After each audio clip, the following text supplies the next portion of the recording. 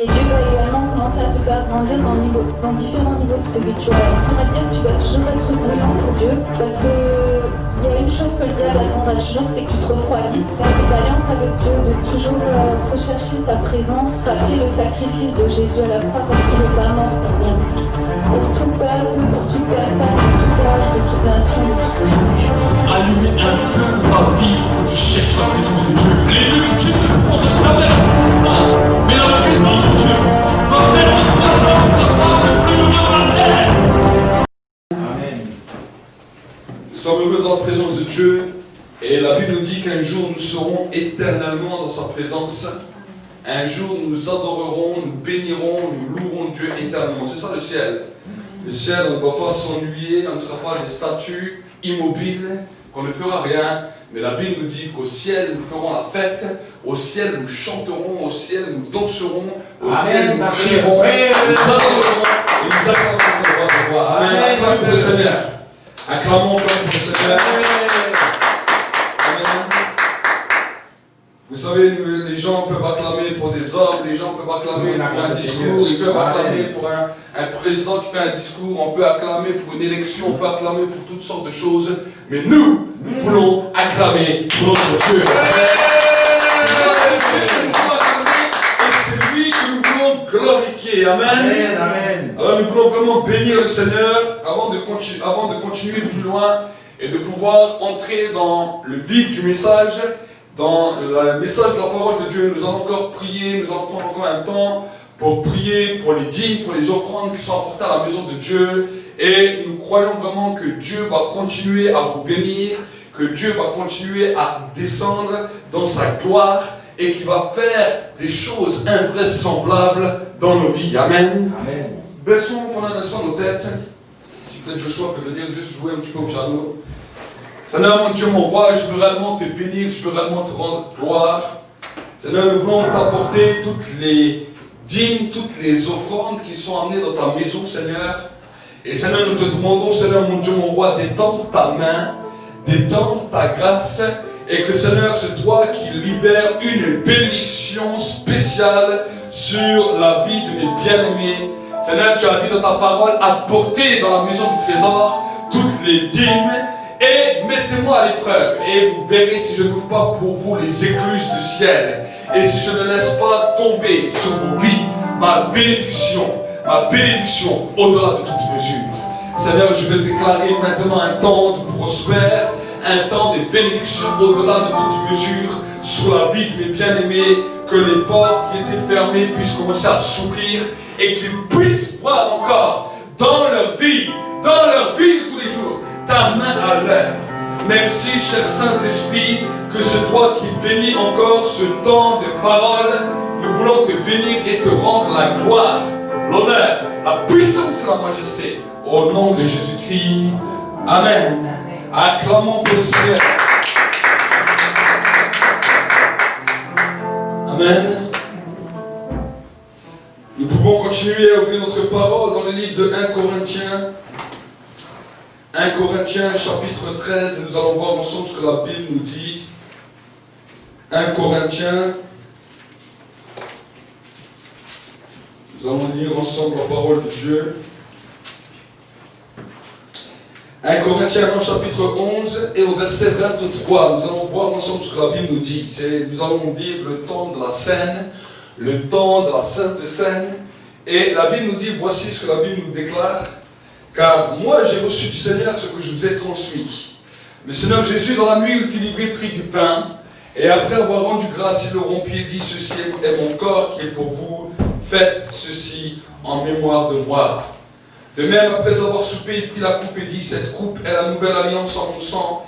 Faites ceci en mémoire de moi toutes les fois que vous en boirez. Car toutes les fois que vous mangez ce pain et que vous buvez cette coupe, vous annoncez la mort du Seigneur jusqu'à ce qu'il vienne. C'est pourquoi celui qui mangera le pain et boira la coupe du Seigneur indignement sera coupable envers le corps et le sang du Seigneur. Que chacun donc s'examine soi-même et qu'ainsi il mange du pain et boive de la coupe.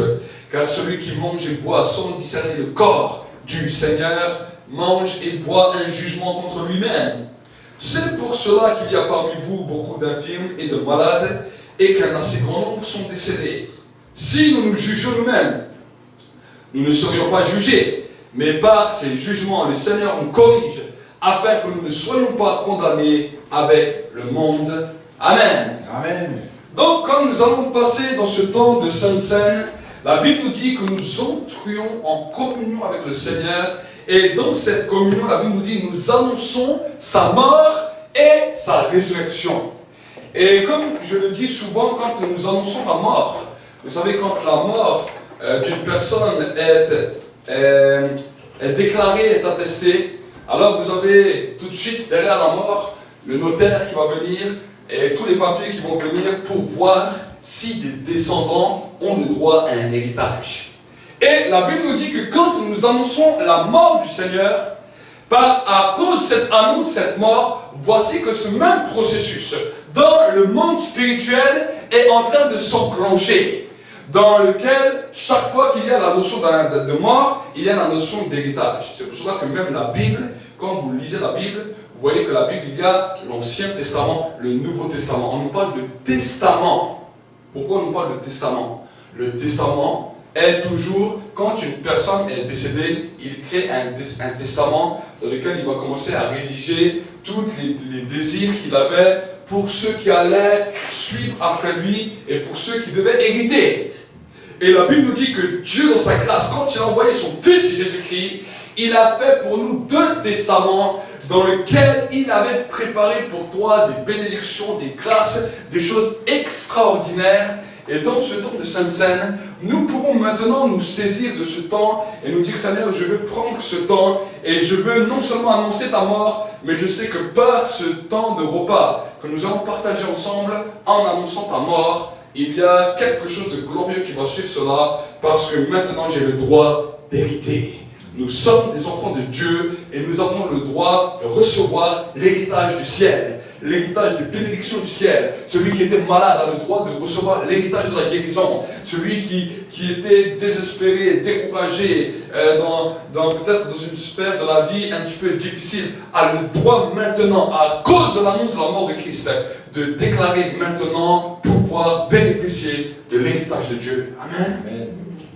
Donc nous allons prier pour cela, nous allons prier pour ce temps. Je vais peut-être demander à mon frère Rémi de pouvoir venir pour prier pour le pain, pour le vin. Et pendant ce temps, j'aimerais t'encourager vraiment à entrer vraiment dans la prière pour te saisir de l'héritage. Oui, merci Seigneur Jésus encore de nous réunir ce matin. C'est avec joie que nous venons tous célébrer ta mort et ta résurrection, parce que tu n'es pas mort, tu es vivant parmi nous encore aujourd'hui Seigneur, et ton Saint-Esprit est là, présent parmi nous. Alors nous voulons hériter, comme le pasteur l'a dit, nous voulons hériter de toi tout ce que tu as fait pour nous, tout ce que tu vas encore faire pour nous. Nous savons que tu es là et nous sommes tes enfants, nous sommes des enfants merveilleux parce que c'est toi qui nous as créés, c'est toi qui fais tout avec nous. Alors nous voulons t'obéir et nous voulons encore prendre ce pain parce que tu as dit dans ta parole, prenez et mangez-en tous, ceci est mon corps livré pour vous, le sang et le corps livré pour vous. Merci Seigneur Jésus pour tout ce que tu as fait pour moi, pour nous. Merci Seigneur Jésus pour que nous puissions partager en paix et que tous les fruits de l'amour continuent de mûrir en nous. Merci Seigneur Jésus pour tout ce que tu as fait, que ce pain soit béni et que nous puissions prendre ce pain dans la paix et dans la joie, dans l'amour et dans tous les fruits que nous donne cet esprit. Merci Seigneur Jésus. Amen. Amen. Tous ceux et celles qui veulent participer à ce repas, qui puissent se lever à leur place, et le frère passera, il donnera, vous pouvez prendre, et vous pourrez vraiment prier en même temps pour participer à l'héritage que le Seigneur a préparé pour vous.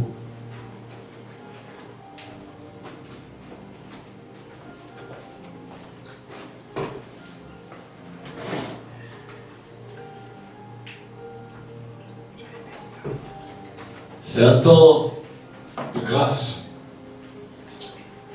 un temps où l'amour de Dieu continue à se répandre, un temps où la grâce de Dieu continue à se manifester. Il y a des recommandations que le Seigneur nous a données les recommandations que le Seigneur nous a données. Et en tant qu'enfants de Dieu, nous ne voulons pas passer à côté de ces recommandations, nous voulons les mettre en pratique. C'est le temps de ton héritage. C'est le temps où le testament est donné. Le temps où tu peux déclarer des nouvelles choses sur ta vie. Le temps où des choses ont été dites sur toi. C'est un temps de grâce. Oui, peut-être des paroles s'étaient levées contre toi. Mais maintenant, tu as l'occasion, la capacité de te saisir d'une autre parole. Vous savez, certaines paroles, des fois, nous ont affectés. Des paroles, des fois, que nos parents ont dit sur nous. Des paroles, des fois, que les gens ont dit sur nous. Des paroles, des fois, que les amis ont dit sur nous. Des paroles, des fois, que l'enfant on a dit sur nous. On a peut-être dit, tu ne réussiras pas. Tu seras bon à rien, tu ne te marieras pas. Il y a plein de paroles qui, quelque part, quand on regarde des fois nos vies, nous dit, mais c'est vrai que ces paroles nous ont impactés. Ces paroles nous ont fait du mal. Ces paroles nous ont détruites, oui. Mais j'aimerais t'encourager ce matin, pendant ce temps de Sainte-Seine. Tu peux croire à une autre parole. À une autre parole qui a été dite sur toi. Et peut-être, dans ta tête, tu te dis, mais comment? Mais comment? La Bible te dit, le Seigneur te dira la chose suivante, crois seulement, commence simplement à croire. Il y a tant de fois où tu ne croyais pas que ces paroles pouvaient être réelles pour toi. Tu croyais que ce que Jésus a dit, c'est la vérité, oui. Mais est-ce que les paroles qu'il a dites pour toi étaient vraies ou est-ce qu'elles se réaliseraient? Tu ne savais pas comment. Mais aujourd'hui, j'aimerais te dire, commence à le saisir par la foi. Commence à le prendre par la foi à travers cette sainte scène. Commence. Et alors tu verras que le Seigneur va te montrer comment ces paroles peuvent devenir réelles dans ta vie. Comment ces paroles peuvent se manifester réellement dans ta vie. Dans le nom de Jésus-Christ. Merci Seigneur. Je veux honorer ta parole pendant ce temps. Ce temps de prière, je veux honorer ta parole. Je ne veux pas simplement prêcher ta parole.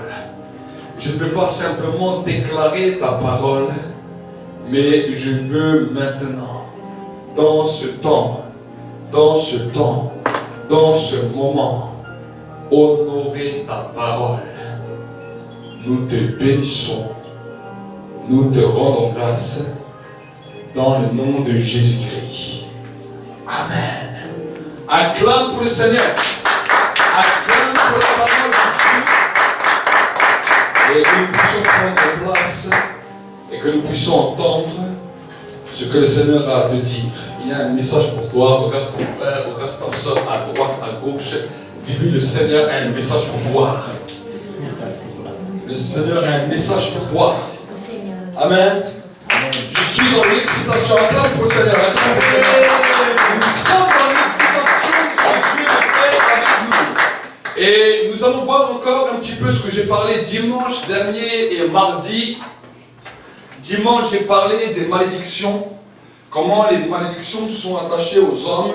Et nous avons pu voir que non seulement les malédictions étaient des autels qui criaient dans le monde spirituel, et qu'à cause de certaines actions, que ce soit des fois de nous-mêmes, ou de nos pères, ou de nos grands-pères, ou de nos arrière-grands-pères, ont commencé à détériorer nos vies, ont commencé à nous amener dans des situations difficiles.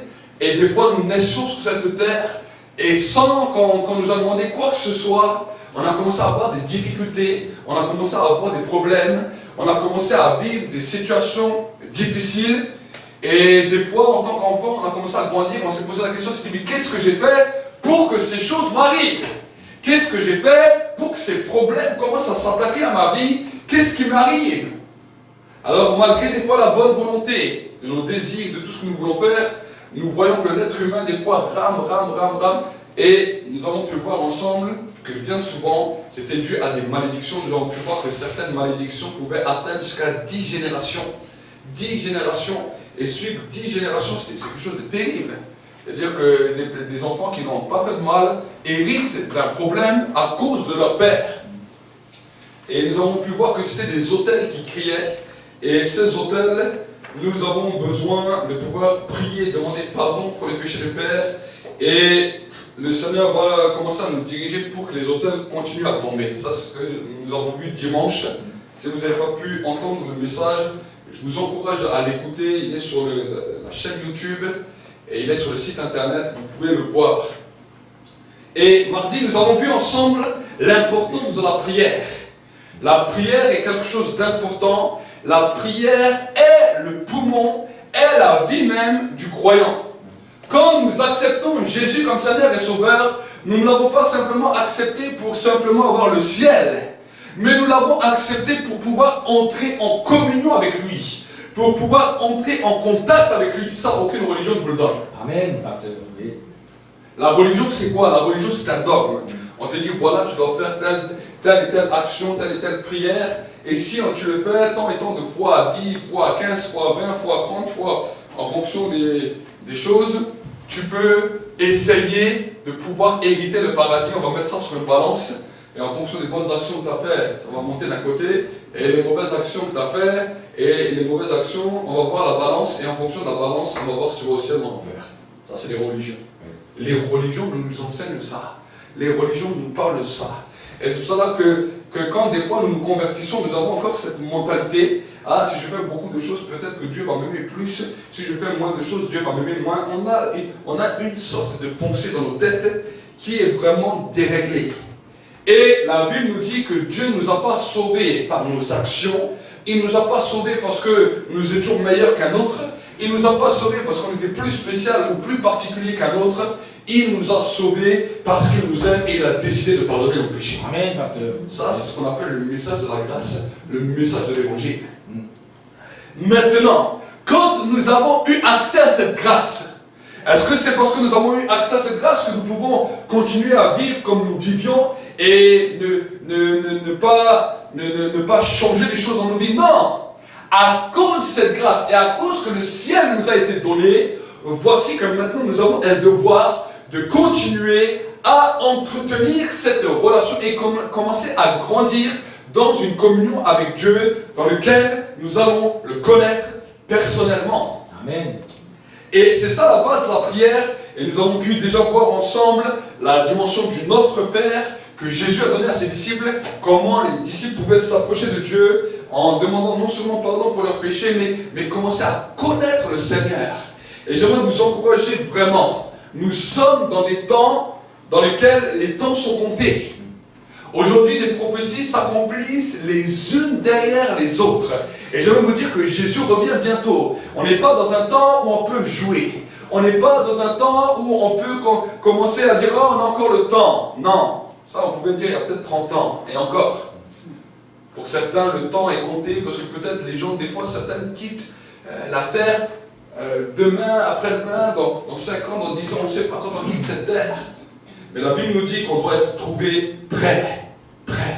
Et je veux vous dire que nous attendons un plus grand événement pour nous qui sommes encore là. Nous attendons le retour de Jésus. Amen. Et Jésus revient bientôt. Il est à la porte, il peut revenir aujourd'hui, il peut revenir ce soir. Et celui qui n'est pas prêt, malheureusement, restera ici. Je ne suis pas là pour vous mentir. Je ne suis pas là pour vous dire on ira tous au paradis. Je ne suis pas Paul Naref. Mais je suis là pour vous dire, je suis serviteur de Dieu et je suis là pour vous dire, si nous ne sommes pas prêts, si Jésus revient ce soir, s'il revient demain, nous risquons de rester ici et de pleurer pour l'éternité. Donc voilà, nous encourager, jour après jour.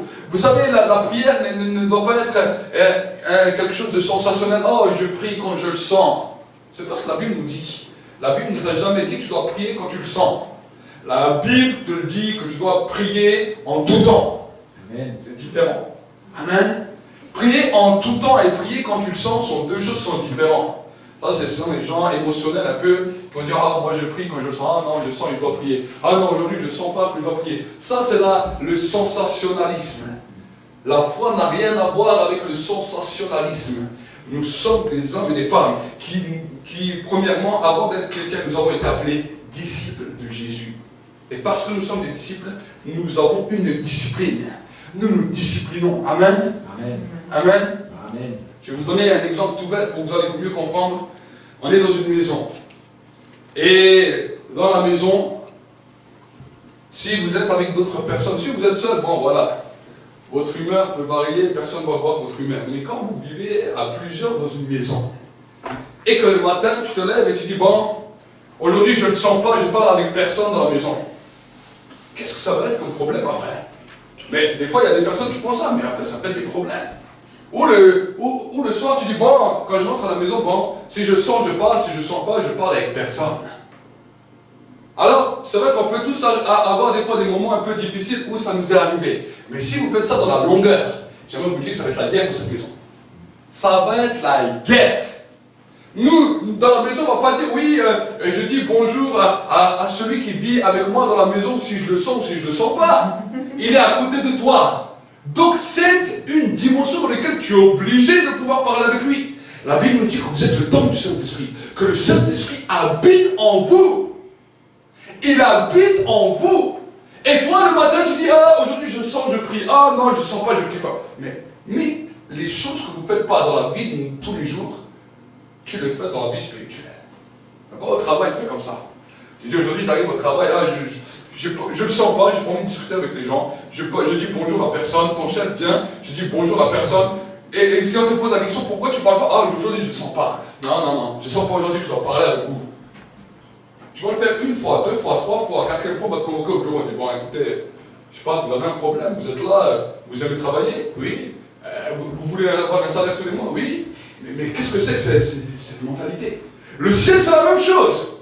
Le jour où nous allons arriver au ciel, on va te convoquer, on va te dire, oui, mais c'est bien, j'étais sur terre avec toi, le Saint-Esprit était là avec toi, il habitait en toi. Et toi, ta pensée, c'est, non, je sens pas, je sens pas. Si sur terre il y a des sanctions, au ciel, le roi, c'est des sanctions. Amen. Amen. Donc voilà, la prière n'est pas une sensation. La prière, c'est quelque chose, tu vis avec quelqu'un, tu cohabites avec Dieu. Tu habites avec Dieu. Et bien sûr, il y a peut-être des moments où on n'est peut-être pas d'accord. C'est vrai, ça peut arriver. Mais, parce que nous vivons avec Dieu, nous devons être en communion avec lui et nous devons parler avec lui. Et si même il y a des choses qu'on ne comprend pas, des choses qu'on n'arrive pas des fois à accepter ou à saisir, il le sait très bien. Mais il va nous aider à l'accepter et il va nous montrer aussi que des fois, nous, on a un problème dans la dimension de voir les choses et dans la dimension de comprendre les choses. C'est ça qu'on appelle la spiritualité et c'est ça qu'on appelle la chrétienté. Sinon, nous serons des hypocrites. Il y a des choses qui ne nous plaisent pas dans la Bible, mais parce que, voilà, on est un peu religieux, on vient, on dit, ah oui, moi je crois à tout ce que Dieu dit, je dis amen à tout ce que Dieu dit, mais quand tu es chez toi, on te demande, est-ce que tu pries? Non, lundi, oh, je ne sentais pas trop. Bon, mardi, j'ai un peu prié, j'ai eu une petite augmentation de salaire, j'ai dit merci à Dieu, hein. Mais mercredi, là, ça n'allait pas, hein. J'ai vécu un moment difficile là, je n'ai pas trop prié. Qu'est-ce que c'est que ce genre de pensée? Tu vis avec quelqu'un, voici maintenant, tu vas apprendre à le découvrir et c'est ça la prière. Amen. Amen. Donc ça, c'était un petit peu un résumé, grosso modo, de ce que j'ai parlé mardi. Mais aujourd'hui, je veux continuer dans la dimension de la prière. Et vraiment, le Seigneur m'a éclairé sur quelque chose que j'aimerais vous partager. Et j'aimerais vous parler aujourd'hui, toujours dans la dimension de la prière, de l'intercession. Alors l'intercession, en fonction des milieux chrétiens, c'est plus ou moins compris à une dimension et chacun un petit peu a fait sa sauce. Et les gens n'ont même plus compris quel est le sens premier de l'intercession. Et qu'est-ce que c'était exactement l'intercession? Voilà pourquoi beaucoup de personnes ont eu des fois des problèmes. On ne dit pas qu'ils n'ont pas prié, mais ils n'ont pas su comment prier. Et parce qu'ils n'ont pas compris le sens même et les dimensions de la prière, ça leur a posé un problème dans leur vie. Bien souvent dans le milieu chrétien, soit évangélique, pentecôtiste, tout ce que vous voulez comme iste, on a la dimension, on a la pensée, quand on parle d'intercession, de prier pour la planète entière, de prier pour tous les problèmes du monde, comme si on a l'impression que c'était nous qu'on dirigeait le monde et que c'était nous qu'on avait le monde dans notre main. Alors j'aimerais vous dire quelque chose. Tu n'as pas le monde dans ta main, tu n'es pas Dieu. Dieu est Dieu et toi tu es son enfant. Mais toi tu ne peux pas gérer tous les problèmes du monde, ni par tes actions, ni par ta prière, ni par tout ce que tu veux faire. Donc si tu pensais que l'intercession c'était ça, alors sors-toi ça de la tête, parce que dans ce système de pensée, tu ne peux pas changer tout le monde, parce que cette capacité appartient à Dieu. Maintenant, nous allons voir ensemble qu'est-ce que c'est réellement l'intercession. Pour qui est-elle utile et à qui appartient-il? La première dimension de l'intercession, même avant de prier pour tes amis, même avant de prier pour ta famille qui ont des problèmes, pour des situations, la première dimension de l'intercession, c'est pour toi-même. Amen. Amen. Ça, c'est la première dimension de l'intercession. Et les gens, des fois, qui ont des problèmes avec eux-mêmes, qui ont de la difficulté à s'aimer, qui ont de la difficulté à s'accepter, qui ont la difficulté à penser d'abord aux autres avant à eux-mêmes, quand tu leur parles de ça, ça leur pose un problème. Parce que si tu leur dis simplement de prier pour tous les problèmes de la planète entière, vous allez voir des hommes et des femmes qui vont être motivés pour le faire. Ils vont se convertir, ils vont dire, ah c'est bien, je peux changer certaines situations, je peux penser à Edouard, Mouloud, Arnold ou je ne sais pas qui. Et il va commencer à dire tous les noms. Mais au bout d'un moment, dans sa vie spirituelle, il va voir que ça va poser un déséquilibre et que non seulement toutes les prières qu'il va faire ne vont pas tous être exaucées, mais au bout d'un moment, il va venir avec un fardeau, ça va être difficile, ça va être décourageant, parce que dans le monde spirituel, il y a des règles que nous devons comprendre. Et pour que nous puissions comprendre cela, j'aimerais parler avec vous, vous expliquer déjà ce que veut dire le mot intercession. Le mot intercession est composé de deux mots, inter et cession. Donc quand vous prenez même votre dictionnaire, on peut appeler le Larousse ou n'importe quel dictionnaire, vous allez voir dedans et vous allez voir le premier mot qu'on dit cession. Qu'est-ce que veut dire le mot cession? Et quand j'ai regardé dans le dictionnaire, voici ce que le dictionnaire a dit. Le dictionnaire a dit que la cession c'est une épreuve ou un examen. Une épreuve ou un examen. Et le mot inter veut dire entre. Donc quand on parle de l'intercession, on parle de entre un examen ou entre une épreuve. C'est ça que ça veut dire intercession.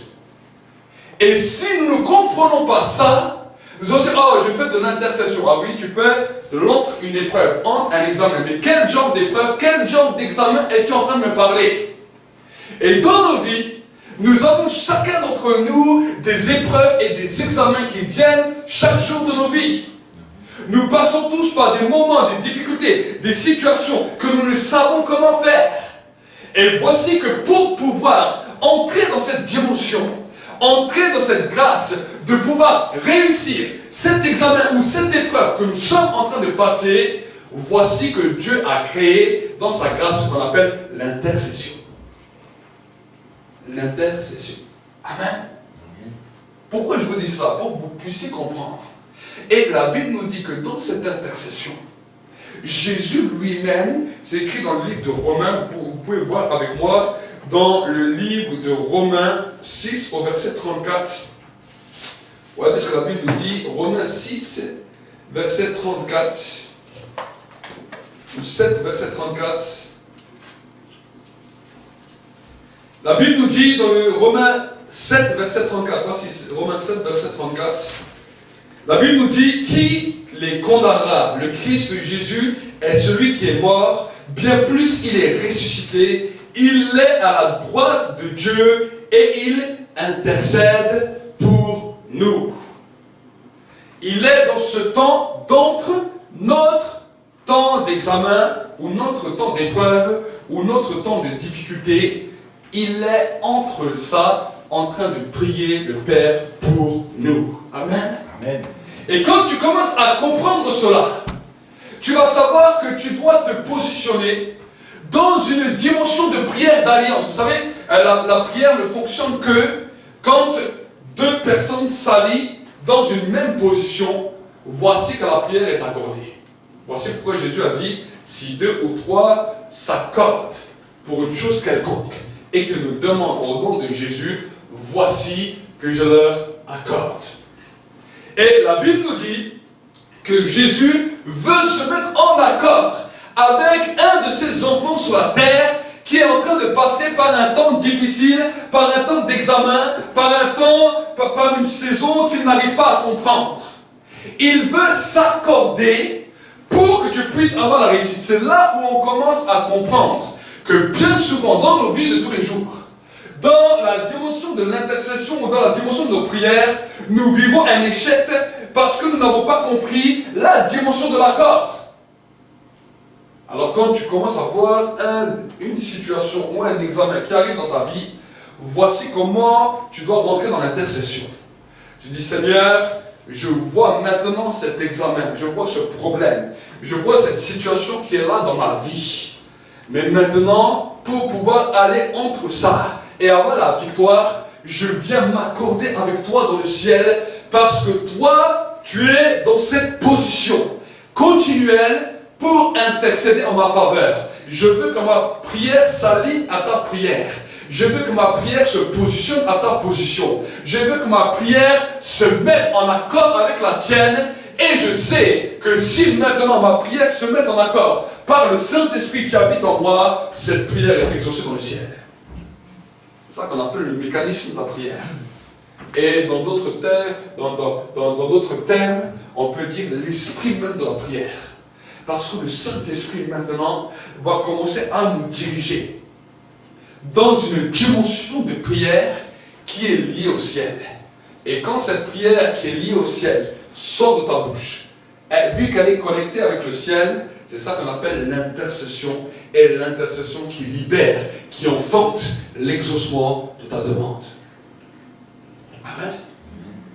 Mais la première dimension de l'intercession, ce n'est pas d'abord pour le monde, c'est d'abord pour toi. Si toi tu n'es pas encore entré dans cette dimension dans laquelle l'intercession a de la valeur pour toi, ne cherche pas à aller prier pour les autres parce que tu n'as pas encore compris le mécanisme.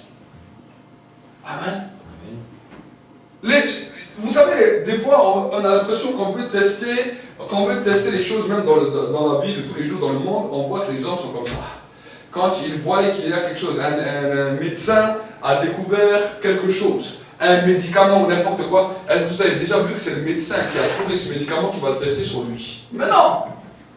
Dans notre monde, c'est comme ça. Il va prendre des cobayes, il va regarder, bon, si eux ils meurent, c'est pas grave, tant pis, on va essayer.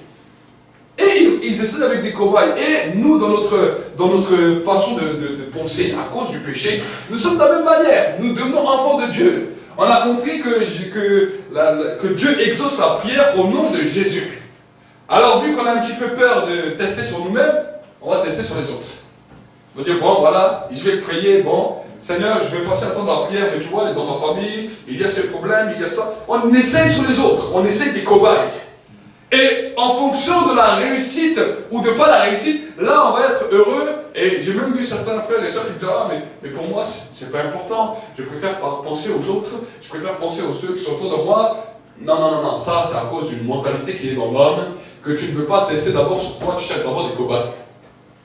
Faut pas me dire je pense d'abord aux autres après moi. Non, c'est une mentalité qui est dans l'homme. Tu cherchais un cobaye pour voir si ça marche. Et c'est pour cela que beaucoup d'enfants de Dieu vivent dans une stérilité par rapport à l'intercession. Et c'est quelque chose que les gens ne courent pas. Vous pouvez dire dans une église, on va faire une soirée de louange, tout le monde va venir. On va faire des grands messages, des grands prédicateurs qui vont venir, tout le monde va venir. Vous dites aux gens, on va faire une intercession, vous n'allez même pas voir 10% de l'église qui viennent. Pourquoi ? Parce que dans cette position, on cherche toujours des cobayes. Mais Dieu ne nous a pas dit qu'il exauce avec les cobayes. Dieu veut que nous puissions vivre l'exaucement d'abord personnel. Et ensuite, quand nous avons compris comment la prière fonctionne, comment l'intercession fonctionne, voici que maintenant, il nous donne la possibilité de pouvoir faire entrer les autres dans cette dimension. Amen. Amen, pasteur. Oui. Entrer les autres dans cette dimension. Et c'est pour cela que moi-même, des fois, quand je prie avec les gens, je demande toujours aux gens s'ils sont d'accord. Si la personne me dit qu'elle n'est pas d'accord, ça ne sert à rien que je vais me casser la tête à dire je vais prier pour vous si vous n'êtes pas d'accord. Je dis si vous n'êtes pas d'accord, il n'y a pas de problème. La Bible, Jésus nous dira même, quand vous entrez dans une maison, proclamez votre paix et votre bénédiction. S'il y a un juste qui est là et qui accepte cette bénédiction, que cette bénédiction reste. Mais s'il refuse cette bénédiction et qu'il n'y a pas de juste, que cette bénédiction revienne avec vous. Nous ne sommes pas, vous savez, nous ne sommes pas dans un temps où nous allons dire non, non, ils souffrent. Non, chaque personne a la capacité de dire oui et de dire non. Amen. Dieu laisse le libre arbitre à l'homme. Dieu laisse la pensée à l'homme d'accepter ou de refuser. Nous sommes simplement là, comme des canaux à avertir. Si les gens veulent écouter, ils écoutent. S'ils ne veulent pas écouter, eh bien, nous ne pouvons pas faire quelque chose de plus pour eux. Ça sera entre eux et Dieu. Amen. Mais nous, dans notre vie spirituelle, nous devons démontrer une différence au tel point que les autres vont être étonnés. Et vont dire, mais tu as réussi, comment tu as fait? Tu veux connaître mon secret? Je me suis mis en accord avec quelqu'un qui est entre mon problème, entre mon examen. C'est ça qu'on appelle l'intercession. Si tu lui dis intercession, va dire aux gens de dehors, ah, je suis rentré dans l'intercession, il va te dire c'est quoi ça? Qu'est-ce que ça veut dire ce mot? Je suis allé en accord avec quelqu'un qui s'est mis entre mon problème. C'est ça qu'on appelle intercession. Entre mon problème. Et j'ai reçu la solution. Alors les gens disent, ah bon, quelqu'un qui se met entre ton problème, explique-moi comment ça marche. Tu dis, voilà, au ciel, il y a quelqu'un qui est assis à côté d'une autre personne qu'on appelle Père. Et cette personne essaye toujours, pour ceux qui lui appartiennent, de se mettre entre les situations, entre les problèmes, entre les examens. Il dit, ah bon?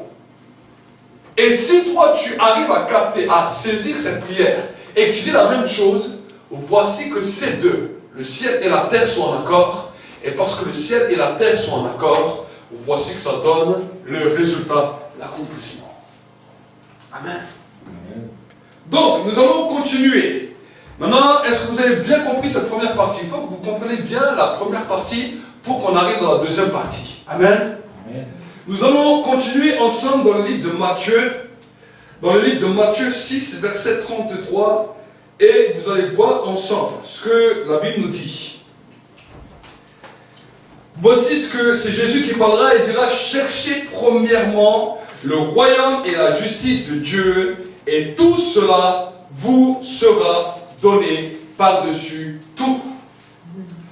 Alors que nous sommes des fois dans le temps de la prière, nous vivons bien sûr de la justice, nous vivons toutes sortes de choses dans nos vies. Et des fois, ça parle beaucoup dans nos têtes.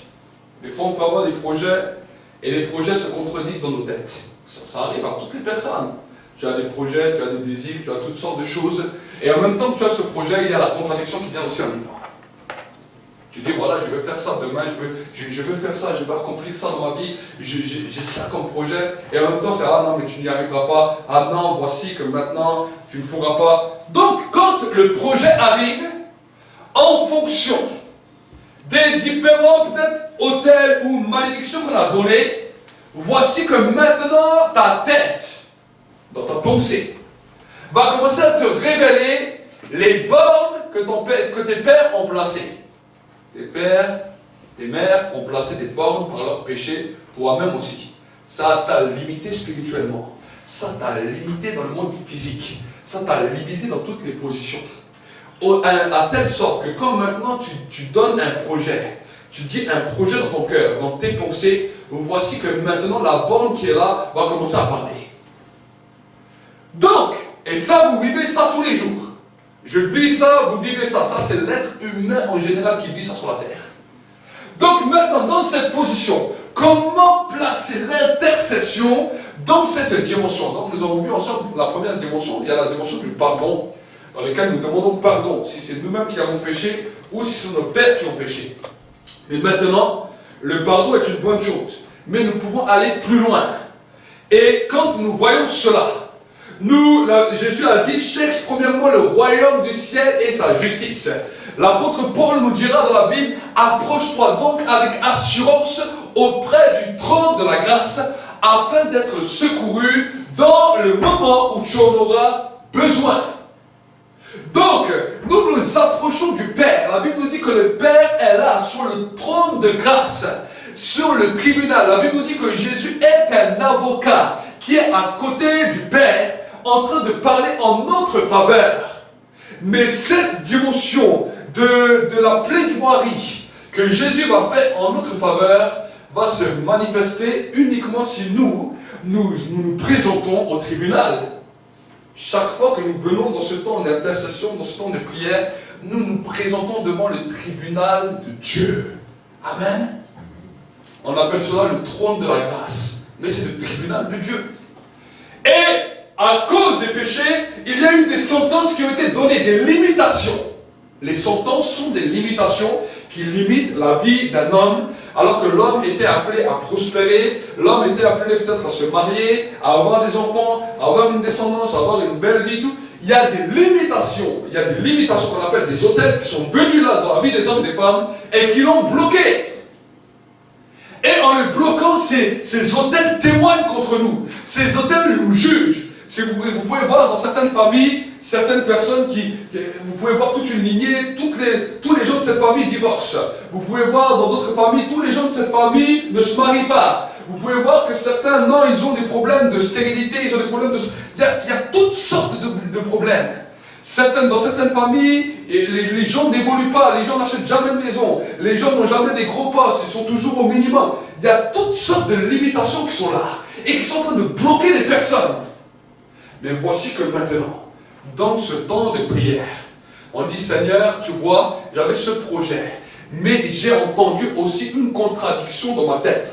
Donc il y a un autel là de mes pères qui est en train de crier maintenant. Il y a un autel qui est en train de me limiter, mais je plaide devant le trône de grâce et je demande maintenant que tu puisses écouter mon avocat Jésus qui est assis à la droite pour que maintenant tu puisses dire une nouvelle sentence. C'est ça qu'on appelle la prière. Amen. Amen. C'est ça qu'on appelle la prière de l'intercession. Tu rentres maintenant dans la dimension d'une plaidoirie. Et ça, on peut le voir de la même manière. Vous savez, des fois, certaines personnes sont rejetées. Ils peuvent faire tout ce qu'ils veulent. Ils peuvent être gentils. Ils peuvent être aimables. Ils peuvent faire tout ce qu'ils veulent. Ils arrivent à dire bonjour aux gens. Ils sont souriants, ils ont tout. Tout d'un coup, les gens les rejettent. Tout d'un coup, les gens se mettent contre eux. Tout d'un coup, les gens pensent mal contre eux. Tout d'un coup, les gens s'attaquent contre eux. Quand tu commences à voir ça, qui commence à te suivre partout, tu vois non seulement des gens de famille, tu vois non seulement des gens au travail, tu vois partout. Au lieu de te renfermer sur toi-même, vous savez, aujourd'hui, il y a des fois des psychologues, des gens qui vont vous dire non, il faut que tu deviennes dur, il faut que tu te renforces, il faut que tu prennes confiance. Ils vont te sortir toutes sortes de paroles, mais malgré même toutes ces paroles, le rejet, il continue à te suivre, et quand les gens te rejettent, alors ça te met quand même des coups. Alors parce qu'on t'a dit que tu dois être plus dur, plus fort, tu essaies de te mettre quelque chose, tu essaies de te mettre une image, mais cette image ne peut pas changer ce qui est. Il y a une réalité dans le monde spirituel. Donc voici maintenant tu entres dans la prière. Tu dis Seigneur, je reconnais qu'il y a un autel. Chaque fois que je viens dans un endroit, chaque fois il y a des paroles qui reviennent. Chaque fois il y a un mépris. Il y a quelque chose contre ma vie. Ça m'attaque au plus profond de moi-même. Même si je fais un sourire, même si je dis rien. Je vois que les gens agissent toujours de la même manière envers moi. Donc si Seigneur, si c'était de moi-même, je te demande pardon. Si c'était de mes pères, je te demande pardon. Mais maintenant, je viens devant le tribunal de Christ. J'invoque le sang de Jésus-Christ et je te demande maintenant d'écouter la plaidoirie de mon avocat qui est assis à côté de toi. Amen. Et maintenant, les choses commencent à changer parce que le Saint-Esprit qui est en nous va commencer à des fois dire la plaidoirie que Jésus est en train de dire sur nous. Et quand nous entendons ça, on dit Seigneur, voici ce que Jésus est en train de dire sur moi. Il est en train de dire, je suis racheté. Il n'y a plus de condamnation pour ceux qui sont en Christ. Il y a quelque chose, un message que le Saint-Esprit est en train de donner. Quand tu dis ça, avec la même parole que Jésus est en train de dire sur toi, maintenant tu dis, Père, donne ton jugement. Père, juge. Voici que le Père va déclarer une parole de jugement qui va changer cette atmosphère, qui va changer, qui va casser, qui va ébranler. Et à ce moment-là, tu peux voir que dans ton esprit, dans ta personnalité, quand tu vas voir même les autres gens, ceux qui te posaient un problème hier ne te posent plus de problème. Amen. Amen. Amen. si les chrétiens comprendraient le monde spirituel, les psychologues seraient au chômage. Amen.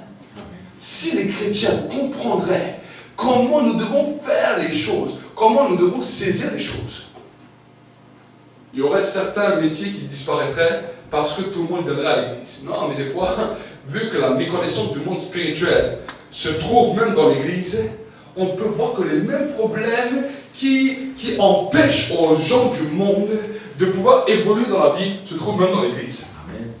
On peut voir que les mêmes problèmes se trouvent. On peut voir que les problèmes de couple qui suivaient dans les familles se retrouvent même dans l'église. On peut voir que non, dans ma famille c'est bizarre, les gens n'épousaient que peut-être des hommes ou des femmes violents, méchants et tout. Et là tu es enfant de Dieu, tu es converti, tu t'es même marié, tu t'es retrouvé dans la même position, puisque un autel parlait contre toi. Et on peut voir des problèmes même dans l'église, même dans la façon de vivre. Nous pouvons voir les mêmes problèmes dans le monde, dans l'église. C'est pour ça que maintenant, on nous a dit, oui, non, voilà, l'église devait comprendre qu'il fallait aussi avoir la psychologie dans l'église, il fallait avoir ça, il fallait... Non, on a comme ça nous raconter tout et n'importe quoi. C'est pas la question. C'est le manque de connaissances qui fait périr les hommes. Amen. Amen. C'est pour cela qu'aujourd'hui, je veux vous parler de quelque chose qui va te faire grandir. De la dimension de l'intercession, qui a la capacité de pouvoir t'élever. De la dimension de l'intercession, qui a la capacité de pouvoir te faire marcher, non seulement dans ta communion avec Dieu, mais aussi dans la terre parmi les hommes. Nous vivons au milieu des hommes. Et dans cette dimension d'intercession, nous avons besoin de voir un changement dans nos vies. Et là, pour voir ce changement, il faut renoncer à nos propres raisonnements. Il faut renoncer à nos propres mentalités. Oui, parce que nos mentalités nous posent des fois des problèmes. Comme je vous l'ai dit avant, on peut dire, voilà, quand j'étais enfant, peut-être j'ai souffert de telle et telle position. Et même déjà, en tant qu'enfant, nous prenons de nous-mêmes des résolutions. Avant même que les gens nous le disent, nous prenons des résolutions. Certains vont dire non, voilà, j'ai vécu ça pour ne plus vivre ça, je vais faire de cette manière. D'autres vont dire non, je vais m'habiller comme ça. D'autres vont dire non, je vais marcher comme ça. D'autres vont dire non, je vais agir comme ça on ne m'attaquera plus là-dessus. Comme ça, on ne me fera plus. Ça, c'est un mécanisme qui se met dans la mentalité de l'homme, mais qui va lui poser un problème demain, quand il arrive devant Dieu. Parce que cela s'appelle des forteresses qui empêchent de connaître Dieu réellement. Et nous sommes dans un monde d'images. Voilà pourquoi la télé a tellement de succès. Parce que les images de la télé, tout le monde se retrouve. On voit un film, on se retrouve dedans. Ah, ce film, j'ai aimé. Ah, vous pouvez pleurer devant les films, vous pouvez rigoler. Vous comme moi, on peut voir certains films, des fois, ah, ça nous touche, ah, on est là. Et on dit, ah, on aime les films en fonction de ce qui nous a touchés. Parce que c'est ça qu'on appelle le monde de l'image. Hollywood l'a bien compris. Donc ils prennent des histoires, tac, tac. Et ils savent que certaines personnes vont se retrouver là, et là ils vont donner un scénario, et ils vont dire bon, parce que c'est dans ce scénario, si voilà, on voyait des enfants qui étaient peut-être fébriles, jeunes, qui étaient peut-être timides, qui n'avaient pas de. qui étaient peut-être. qui se faisaient taper, qui se faisaient ça, on leur montre un scénario, on dit non, regarde, après il va à l'armée, il fait ça, il devient un grand monsieur costaud, fort, qui a la capacité de tout retourner, et là tout le monde le regarde, dit ah ouais, c'est lui, ah, et les enfants ils regardent ça, ah oui, c'est vrai, les adultes regardent ça, ah oui, c'est moi, et on dirige notre vie par rapport à ce qu'on a pu voir à la télévision. Personne.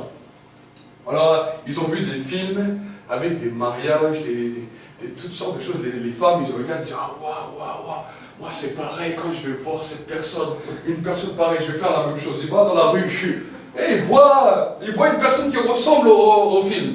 On lui a même pas dit d'où il vient ce personne, même si c'est un méchant, si c'est un gentil, c'est pas. C'est la personne de mes rêves. C'est ça mon coup de foudre. J'ai vu, mais quelque part, dans ta tête, ça dit, tu as vu ça dans un film. Et toi, tu crois que ta vie va se passer comme dans le film. Mais quand tu regardes la réalité, tu dis, ah non, c'est catastrophique. La vie de l'homme est conditionnée comme ça.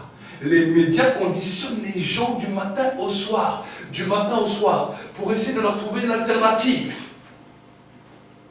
Alors quand on voyait que dans les foyers, ça, c'était chaud, et que ça commençait à péter de partout, Alors on a dit, bon, on va faire quelques films où voilà, on montre un foyer que ça n'allait pas, et que voilà, le monsieur, la madame, il rencontre quelqu'un d'autre, il divorce, et là, ils vivent un temps de rêve. On a vendu du rêve à la télévision. Voici que les divorces ont explosé partout. Voici que les États ont décidé de mettre les divorces. Ah, c'est ça qui va calmer la société. C'est ça qui va calmer et changer la société. Regardez. Les gens divorcent une fois, deux fois, trois fois, quatre fois, cinq fois. J'ai vu plusieurs fois des gens, j'ai parlé avec eux, ils ont divorcé, ils ont ça. Leur deuxième, leur troisième, leur quatrième mariage n'était pas mieux que leur premier. C'est le rêve de la télévision qui a fait ça. Et c'est sur ça que les médias aujourd'hui travaillent.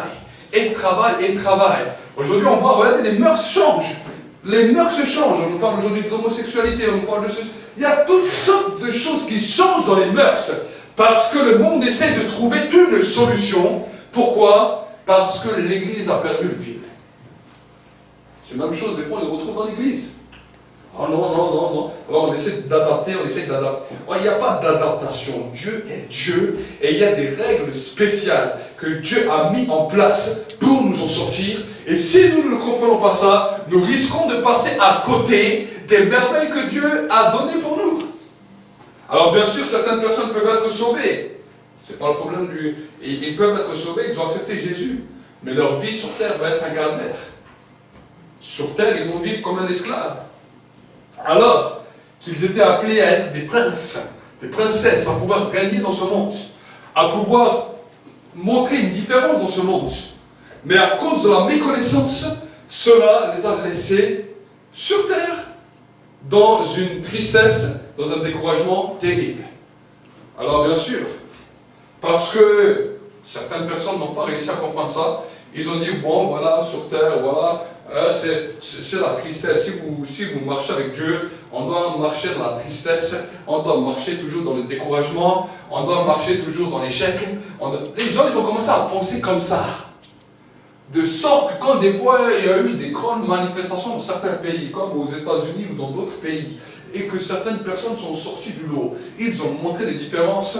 Dans les autres pays, ils ont dit, ah non, non, non, ça c'est des séductions du diable, regarde, un enfant de Dieu ne peut pas être comme ça, il doit toujours être au bas de l'échelle, il doit toujours être niveau zéro, il ne doit toujours rien faire. Ça c'est la mentalité que les gens ont acceptée, que les gens ont adhéré par le manque de connaissance.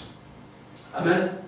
Mais si nous commençons à comprendre cela, et mon désir dans cette église, c'est pas simplement de dire voilà, on se retrouve à je ne sais combien et tout le monde se fait un sourire et on ressort et on vit des vies misérables et on ressort et on vit nos vies comme tous les jours. Non, c'est pas mon désir en tant que serviteur de Dieu. Mon désir, c'est que chacun d'entre vous puissiez marquer la différence là où vous êtes, là où vous habitez, par la connaissance et la réalité du monde spirituel.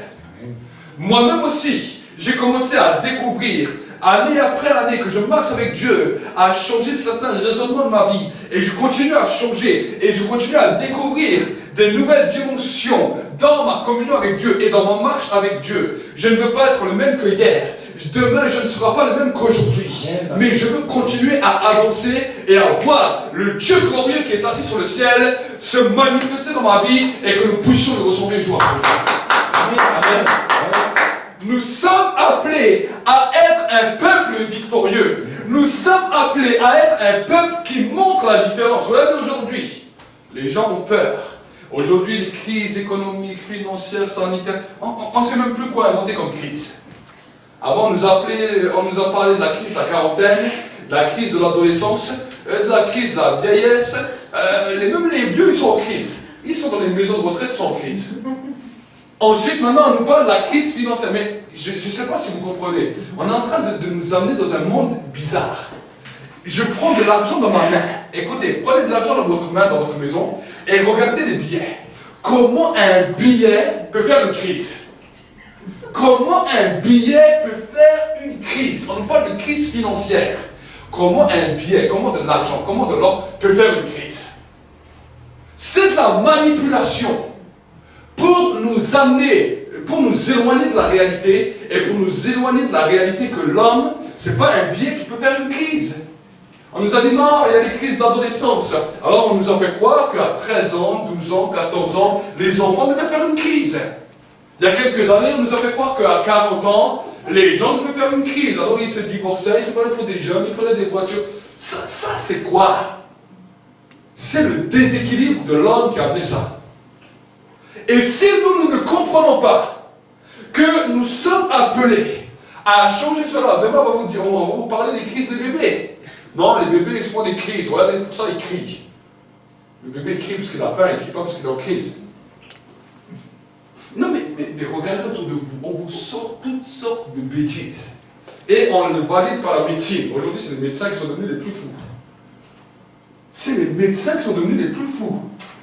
Il y a quelques années, centaines d'années, les médecins étaient des sages. Quand un bébé criait, il se passait par là. Aujourd'hui, non, si votre bébé crie, attention, c'est qu'il y a des problèmes, c'est qu'il y a ceci, c'est qu'il y a cela. Un bébé il crie parce qu'il a faim, c'est tout. Il ne sait pas parler. Amen. Même les personnes âgées, on essaie de trouver tout. On leur dit, ouais, ils ont une crise de Alzheimer, de tous les noms qu'on vous donne. Tout, on vous parle de toute crise. Le Christ, vous travaillez dans l'industrie, vous travaillez à une industrie avec un robot. On vous dit non, c'est la crise industrielle. Ah bon? Je n'ai pas vu un robot qui faisait une crise. On vous dit c'est les crises des voitures. Mais on vous sort toutes sortes de crises. Pourquoi? Pour simplement dire aux gens, on vous limite. C'est ça en fait le message qui est derrière. On vous amène une limitation. Le péché s'accroît sur la terre. Et parce que le péché s'accroît, il y a des limitations, il y a des restrictions. Le monde spirituel est comme ça. Le péché amène des limitations, des restrictions, des interdits. Donc, parce que tout le monde ne peut pas mourir en même temps, et le monde spirituel le sait. Donc, on met des interdits. Et ceux qui essayent de braver ces interdits, sans passer par la croix, sans passer par Jésus, vont avoir des problèmes demain. C'est pour cela que même quand des personnes veulent commencer à prospérer, vous voyez les politiciens, vous voyez les hommes d'État, vous voyez tout, s'ils veulent prospérer, parce qu'ils ne crient pas à Dieu, ils ne demandent pas à Dieu, ils sont obligés d'avoir des pots de vin, de faire comment on appelle ça, de la corruption, toutes sortes de corruption pour essayer d'arriver à leur fin. Parce qu'eux-mêmes, ils ont des limitations sur leur vie. Même les anciens présidents, on les reprend, on les ramène au tribunal parce qu'ils ont fait ça. Normal! Il y a une limitation à cause du péché. Eux, ils ont accepté des choses dans les pays. Ils ont accepté des choses terribles. De l'abomination aux yeux de Dieu. On a dit, voilà, non, il y a le mariage pour tous. Il y a ceci, il y a cela. Aujourd'hui, maintenant, on vous parle de l'avortement. On augmente le temps d'avortement. Un jour, on va vous dire, ouais, même en 9 mois, quand tu sors du monde, vous pouvez le tuer. Parce qu'on vous dit pas quelques années. Et les gens vont trouver ça normal. On tue les bébés. Il y a des limitations qui viennent sur les pays, sur les nations, sur les choses du monde, parce qu'il y a le péché qui grandit. Et, curieusement, l'Église de Jésus-Christ qui est là, qui est appelée à être la lumière dans le monde, qui est appelée à révéler les choses qui étaient cachées, qui est appelée à montrer au monde comment le monde peut s'en sortir, l'Église vit dans le même trou, dans le même problème, par le manque de connaissances. Voilà pourquoi Dieu, dans ce temps, dans cette saison, il aide des ministères. Amen. Je parle en ma qualité de prophète pour vous expliquer les choses qui se passent dans le monde spirituel. Parce que les choses qui se passent dans le monde spirituel sont terribles. Amen. Si tu commences à comprendre cela, alors bien sûr, on ne peut peut-être pas changer tout le monde d'un coup, mais déjà nous-mêmes, si déjà l'Église commence à briller et commence à marquer la différence, les gens du monde se poseront la question, comment se fait-il que ces gens, comment se fait-il que ce groupe de personnes, comment se fait-il que ces personnes ne sont pas dans toutes les crises, ne sont pas assujettis à tous les mêmes problèmes du monde, mais qu'ils sont en train de marquer une différence. Et là, quand ils s'assiedent, on dit voilà, la première des choses qu'il te faut, c'est rencontrer Christ. Quand tu rencontres Christ, on te donne le secret. Tu deviens un enfant de Dieu, et maintenant, tu deviens une nouvelle naissance, et là, on va t'enseigner. On va te montrer comment faire pour gravir les échelons. Amen. Amen. Et si nous commençons à comprendre cela, vous allez voir que les gens, pour prospérer, n'ont pas besoin de corruption, n'ont pas besoin de toutes ces choses. Il y aura une délimitation qui s'enlèvera dans le monde spirituel par la connaissance. Et les autels qu'on a posés, les délimitations qu'on a posées, vont être enlevés pour que les hommes et les femmes puissent avancer. L'apôtre Paul dira, voici toutes choses anciennes sont passées, maintenant toutes choses deviennent. il dira deviennent, ils deviennent nouvelles. Et j'aimerais vous dire que l'église primitive était simplement le commencement. Souvent les gens disent, ah non, moi je veux revenir à l'église primitive. Moi je veux voir l'église primitive. L'église primitive était à son commencement. Ils ne connaissaient pas toute la connaissance. Il y avait des choses qui étaient bien. Il y avait aussi des choses qui ont fait des erreurs. C'est normal, ce sont des hommes. Mais nous ne voulons pas toujours revenir en arrière. Nous sommes l'église primitive. L'église primitive doit être plus intelligente et plus compréhensible que l'église primitive. Est-ce que vous comprenez? La Bible nous dit que la gloire de la seconde maison sera plus grande et plus glorieuse que la gloire de la première. Si l'église primitive a vécu des choses glorieuses, l'église primitive va vivre des choses extra-glorieuses. Amen. Nous sommes dans un temps où la connaissance va permettre que les fils et les filles de Dieu puissent entrer dans une nouvelle dimension de maturité.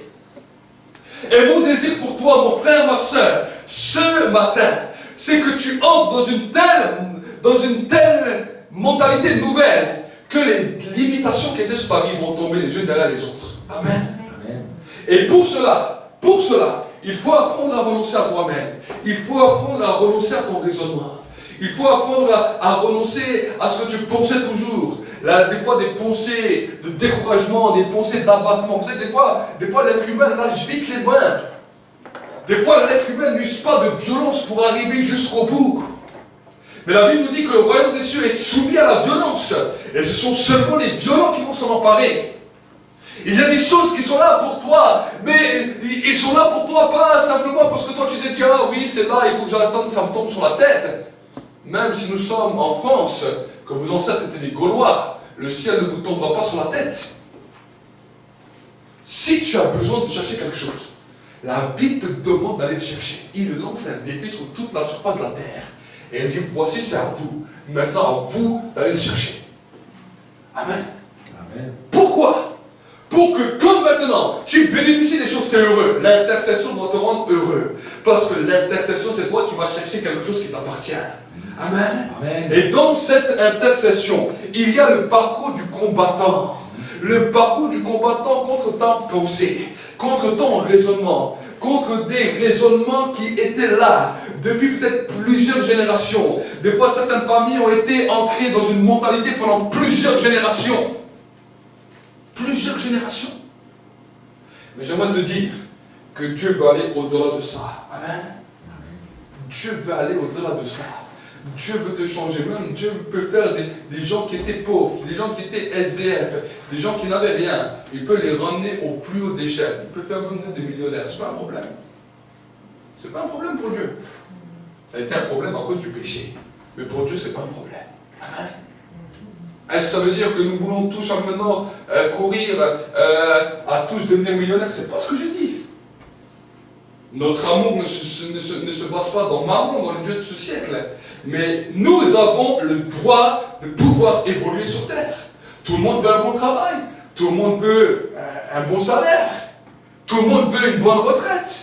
Tout le monde veut arriver à vivre bien heureux sur la terre. C'est normal. C'est quelque chose qui est attrait à l'homme. Mais les limitations ont fait que non, les hommes n'arrivent pas. Combien de personnes veulent partir en vacances? Combien de personnes veulent faire même des fois des choses simples? Mais ils sont limités. Et dans un pays, même comme le nôtre, le socialisme a tout limité.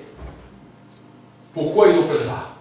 Parce que d'un côté, ils ont limité. Ils ont basé un SMIC. Ils ont dit non, voilà, c'est à peu près ça que les gens doivent toucher. On a commencé à limiter les gens dans leur pensée, dans leur raisonnement.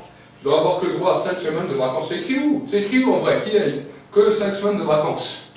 On vous limite à ça, ça, ça, ça. Mais en contrepartie, à cause de ces limitations qui sont là, on va faire nos lois. Et ils ont commencé à faire des lois iniques. Et des lois ont commencé à sortir. Et on dit, mais comment ils ont eu le droit de pouvoir faire ça? Les gens sortent dans les rues. Les gens revendiquent. Non, nous n'acceptons pas ça. Peu importe, les lois sortent. Vous avez accepté la limitation première qu'on vous a mis. Ah, on vous dit un salaire minimum pour tout le monde. Tout le monde applaudit des mains. Hein? On vous dit, on vous donne ça et ça et ça. Des droits. Droit au logement, droit à la sécurité sociale, droit à ça. Tout le monde a applaudi, tout le monde a voulu ça.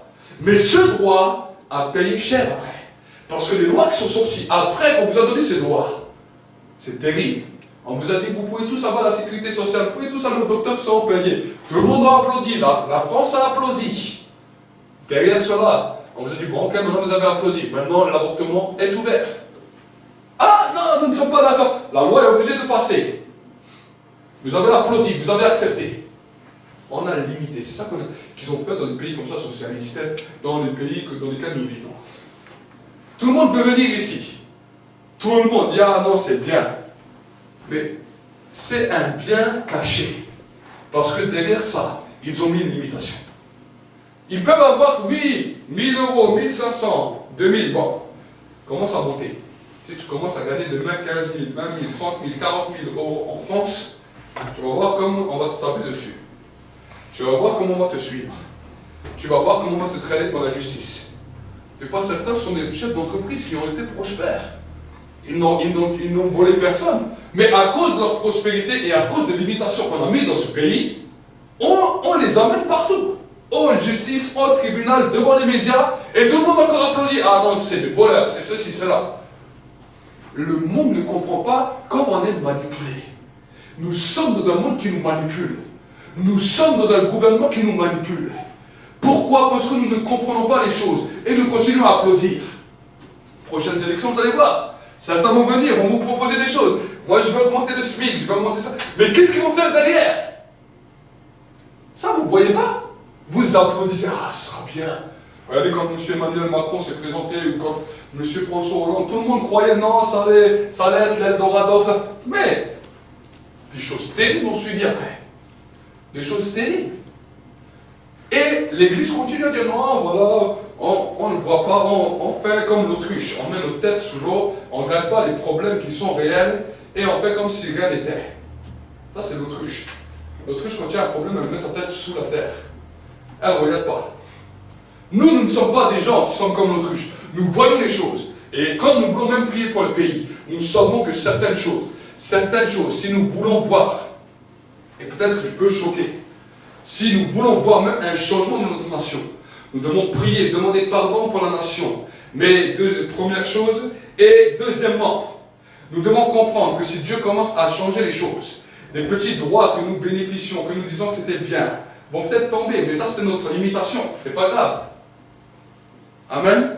Il y a des limitations qui vont tomber, mais pour pouvoir évoluer, il faut que les limitations tombent. Malheureusement, dans notre pays, on nous dit oui, la limitation a fait des fois même des assistés. Regardez autour de nous. Les gens préfèrent rester à la maison et ne plus rien faire. Une dimension de pauvreté s'installe. Ils disent, je gagne plus à la maison en faisant rien que d'aller travailler. Ça, c'est la limitation, l'injustice. Et les gens commencent à dire, non, ça c'est les étrangers qui sont venus pour mettre quoi? Pour mettre la haine entre les peuples. La haine raciale vient de là. La limitation a fait qu'une haine raciale a commencé à naître. Alors les gens, ils ont commencé à critiquer les Juifs, c'est ce que Hitler a fait. En Allemagne, il a fait ça contre les Juifs. Pourquoi les Juifs? Parce qu'eux, ils étaient attachés à une bénédiction d'Abraham, qui disait que la limitation n'existait pas et qu'ils pouvaient être bénis au-delà de toute mesure. C'est normal. Ils étaient des grands banquiers, des grands chefs d'entreprise, tout ça. Hitler est venu, ils ont dit, si vous avez un problème dans notre pays, c'est parce que ces Juifs sont là. Tuez-les!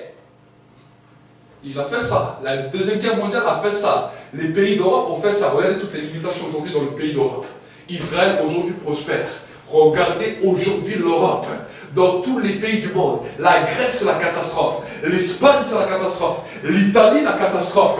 La France, c'est la catastrophe. On vous a dit, oui, vous avez un SMIC. Tous les pays comme ça, ils ont des SMIC. Ils ont tous mis des limitations. Pourquoi? Parce qu'ils voulaient limiter. C'est ça qu'ils ont fait dans le monde des ténèbres.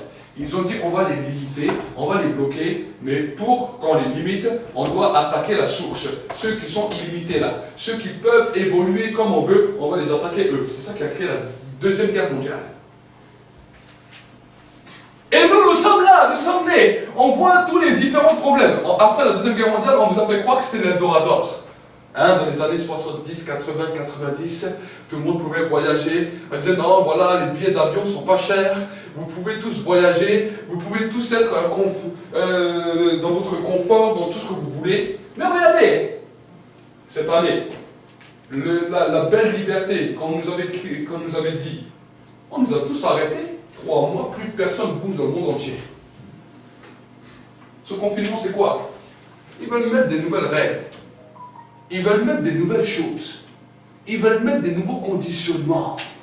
Et là, ils veulent le faire mondialement. Mais l'Église continue à ne pas comprendre. Nous sommes dans une réalité. Voici pourquoi aujourd'hui je vous parle de l'intercession. Parce que si tu ne comprends pas dans ta vie de tous les jours, pour toi-même, comment tu peux comprendre pour les autres, comment tu peux comprendre pour les nations, comment tu peux comprendre pour ta famille, pour les gens autour de toi. Amen. Je veux te ramener dans cette première dimension. Quand tu commences à voir que maintenant les barrières de ta vie, les limitations de ta vie tombent, tu vas marquer la différence. Et c'est ça qui va faire la différence dans ce monde.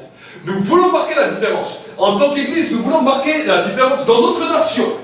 Donc je ne parle pas simplement ici, mais je parle peut-être à ceux qui vont nous suivre, aux serviteurs de Dieu, à toutes les personnes. Rentrez maintenant dans cette saison. Rentrez dans cette saison de l'intercession. L'intercession dans laquelle tu te mets avec Jésus. Entre les problèmes, entre les examens, pour ta propre vie, la limitation des vies personnelles va tomber. Amen. Et j'aimerais dire ce matin, la limitation des vies personnelles va tomber. Et si la limitation d'une vie, toute une église tombe, et que les églises vont commencer à entrer dans cette position, imaginez, les pays vont être choqués. Ils vont voir qu'il y a une nation dans les nations, qu'on appelle l'église, qui commence à vivre hors des limites, hors du temps, hors des situations. Et là maintenant, nous allons entrer dans une nouvelle ère. Amen. Pourquoi vous vous posez la question, pourquoi Israël a été même un des premiers pays qui a refait un reconfinement total? Des fois, on ne se pose pas la question. On a entendu, ah oui, Israël. Pourquoi? Ceux qui avaient la délimitation, qui pouvaient avancer à cause de la bénédiction d'Abraham, parce qu'ils n'ont pas compris qui était Jésus, le diable a pris un droit, ils ont dit, bon, eux, on va les limiter aussi. Les premiers, on les limite. Si on limite Israël, le monde va suivre Israël. Vous voyez ce qui se passe aujourd'hui? Les nations du monde ont dit, bon, si le peuple d'Israël a fait comme ça, même les enfants en France ont dit ça.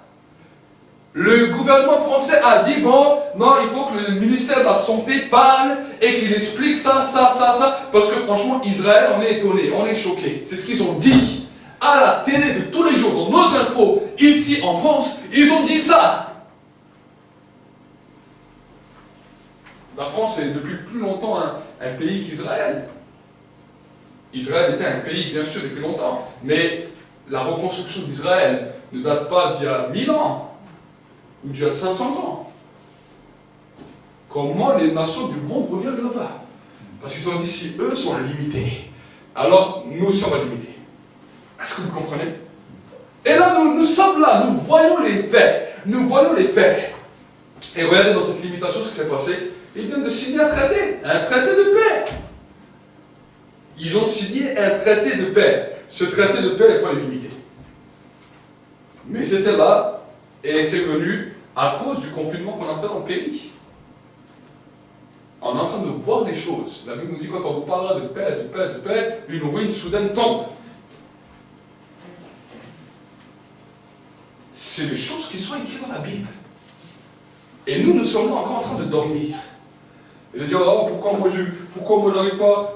Et après, certains se confortent et disent, bon, de toute façon, on est un peu tous dans le même problème. Hein. De toute façon, si moi ça va pas, mon voisin non plus ça va pas, et puis l'autre ça va pas non plus. Et puis on se conforte, ne vous conformez pas, la Bible nous dit, ne vous conformez pas au siècle présent, mais soyez transformés par le renouvellement de l'intelligence. Et apprenez à discerner ce qui est bon, ce qui est agréable et ce qui est parfait.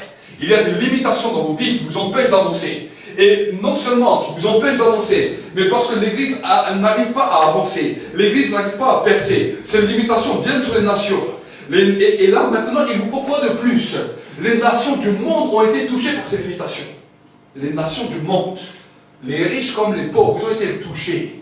Pourquoi? Parce que l'Église n'a pas compris ça. Amen. Donc aujourd'hui, j'aimerais te donner une clé dans laquelle la limitation de ta vie personnelle peut déjà passer. Amen. La limitation de ta vie personnelle peut passer. Tu peux enlever les limites. Enlever les limites. Et mon désir, c'est que si, à la fin de l'année, je parle à la fin de cette année, nous sommes tous arrivés à ôter nos limites, 2021 va être une année sans limite. Amen. Amen. J'aimerais parler que 2021 soit une année sans limite. On nous a limités, oui. Mais maintenant, la connaissance va nous faire entrer dans l'enlèvement, l'éloignement de ces limites. Donc je vais prier avec vous. Je suis arrivé à la fin de mon message. Peut-être Joshua peut venir. Pendant ce temps où nous sommes en prière. Où nous sommes en prière. J'aimerais vous encourager ce matin. J'aimerais vous parler ce matin.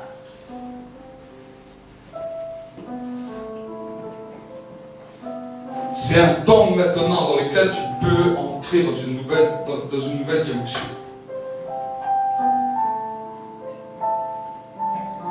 Les bornes que tes pères ont placées t'ont posé des problèmes. Les bornes que les pères des nations ont placées ont posé des problèmes. Mais maintenant, Dieu nous a donné une arme.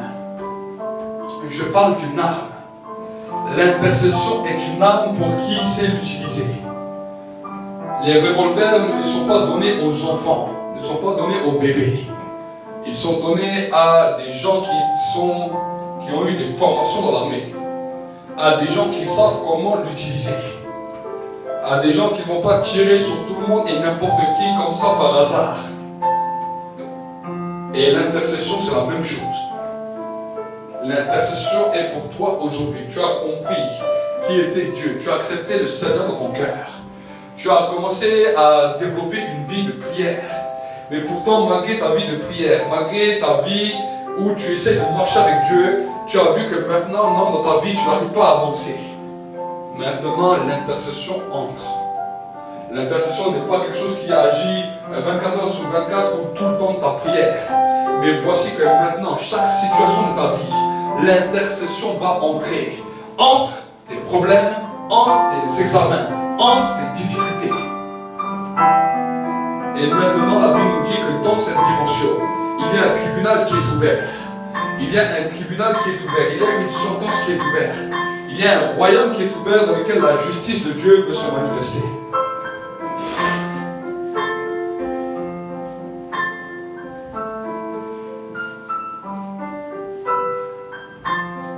Seigneur mon Dieu, mon roi, que cette arme d'intercession soit libérée maintenant dans ce lieu. La compréhension de l'intercession, le sens même de l'intercession, soit libéré maintenant dans ce lieu. Et que Seigneur mon Dieu, mon roi, les limitations qui empêchaient ton peuple d'avancer soient ôtées.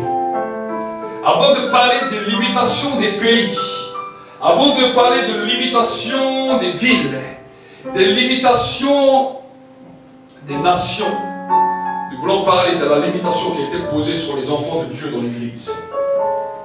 Seigneur, je prie maintenant et je veux déclarer que dans ce lieu, et peut-être ceux qui vont écouter ce message, les limitations qui ont été posées par les pères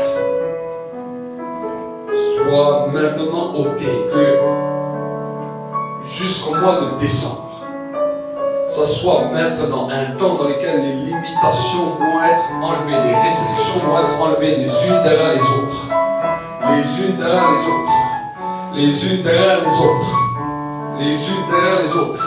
Si même vous regardez dans nos vies de tous les jours, vous pouvez voir que même la route a été limitée, tout a été limité. On continue à limiter, on continue à limiter. Ce sont simplement des signes qui sont là, dans le monde visible, pour nous montrer ce qui se passe dans l'invisible. La limitation continue, ils veulent continuer. J'entends dans l'esprit qu'ils veulent continuer à restreindre, à limiter. J'entends ça, mais j'entends la voix de l'esprit aussi, qui dit: je veux vous amener hors des limites, hors des limites, hors des frontières, hors de tout ce qu'on dresse sur vos vies. Merci, cher Saint-Esprit. Je vous laisse ce matin cette arme dans la main. À vous maintenant d'en faire bon usage. À vous maintenant de savoir comment la manier, Je vous donne un modèle d'instruction ce matin. Comment cette arme fonctionne. Comment cette arme se déploie. Comment cette arme amène le résultat. Pour la gloire de Dieu le Père. Merci, cher Saint-Esprit, pour ta grâce, pour ta présence et pour ton amour. Au nom de Jésus-Christ.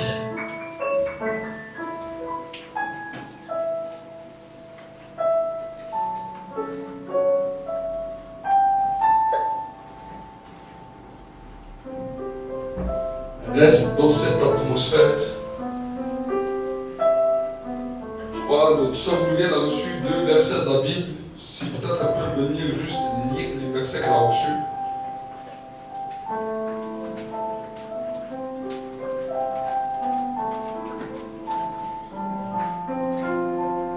Bonjour. C'est le Seigneur qui veut parler à quelqu'un ce matin, soit sur le net, soit ici. C'est dans Apocalypse 2, verset 2. Je connais tes œuvres, ton travail et ta persévérance. Je sais bien que tu ne peux pas supporter les méchants. Tu as mis à l'épreuve ceux qui se disent apôtres et ne le sont pas, et tu les as trouvés menteurs. Tu as de la persévérance, tu as souffert à cause de mon nom, et tu ne t'es pas lassé. Mais j'ai ceci contre toi, tu as abandonné ton premier amour. Souviens-toi donc d'où tu es tombé, change radicalement, et reviens à tes œuvres premières. Sinon, si tu ne changes pas radicalement, je viendrai à toi et j'enlèverai ton porte-lampe de sa place. Amen. Nous puissions rester dans cette atmosphère. La Bible dit dans ce verset de l'Apocalypse que le Seigneur parle à l'Église. Pendant le temps de la venue du message, on a entendu que le Seigneur parle à l'Église.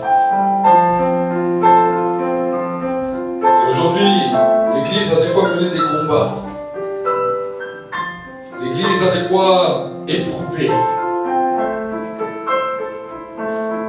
L'Église des fois a perdu le premier amour. Jésus revient bientôt, nous ne savons pas quand il revient. Aujourd'hui nous voulons être un peuple et nous voulons que l'Église soit un peuple qui resplendit dans ses nations. Qui resplendit dans ses nations. Merci Saint-Esprit pour ta grâce. Aide ton peuple, aide-nous Seigneur, à revenir dans le premier amour, dans l'amour de ta recherche, dans l'amour de ta présence. Nous te bénissons, nous te rendons grâce. Dans le nom de Jésus-Christ. Dans le nom de Jésus-Christ. Amen. Acclame pour le Seigneur. Et Dieu va également commencer à te faire grandir dans différents niveaux spirituels. On va dire que tu dois toujours être bouillant pour Dieu, parce que il y a une chose que le diable attendra toujours, c'est que tu te refroidisses. Dans cette alliance avec Dieu, de toujours rechercher sa présence, après le sacrifice de Jésus à la croix, parce qu'il n'est pas mort pour rien. Pour tout peuple, pour toute personne, de tout âge, de toute nation, de